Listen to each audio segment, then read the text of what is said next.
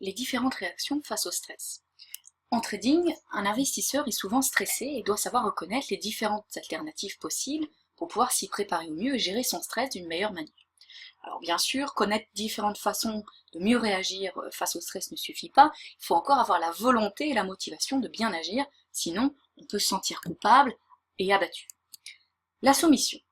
Réagir au stress avec une attitude de soumission, lorsque l'on subit une perte, notamment en trading, entraîne souvent un sentiment de fatigue intense, parce qu'en fait, vous vous sentez sans force ni volonté. Donc, vous êtes tout simplement désorienté face à cette situation, car vous ne savez pas comment réagir, alors vous vous laissez votre position aller, suivre son cours sans vraiment y prêter attention. Si vous avez un stop loss, alors le stop se chargera de couper la position, etc. Donc en fait, à la fin, lorsque votre position est clôturée, vous ne ressentez pas grand-chose à part un grand vide.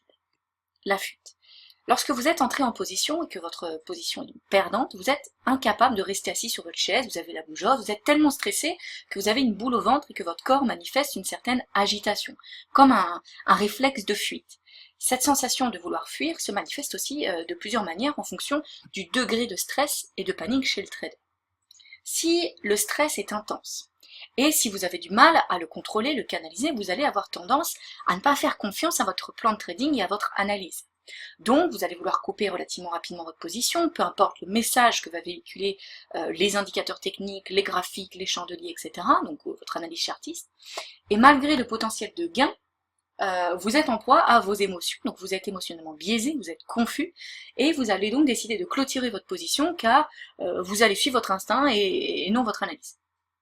Et souvent, vous réalisez qu'une fois que vous avez clôturé votre position, eh bien, elle revient en territoire positif et elle finit en gain dans la direction que vous aviez prise et elle touche votre objectif. Voilà. Seulement maintenant, c'est trop tard parce que vous avez déjà coupé votre position et vous vous sentez donc coupable d'avoir accéléré cette clôture de position, de ne pas avoir suivi votre plan de trading.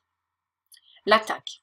Alors dans cette situation, vous êtes surexcité, vous êtes très excité, votre cœur bat généralement plus vite, vous avez tendance parfois à insulter votre ordinateur, à vous énerver et à vous surévaluer.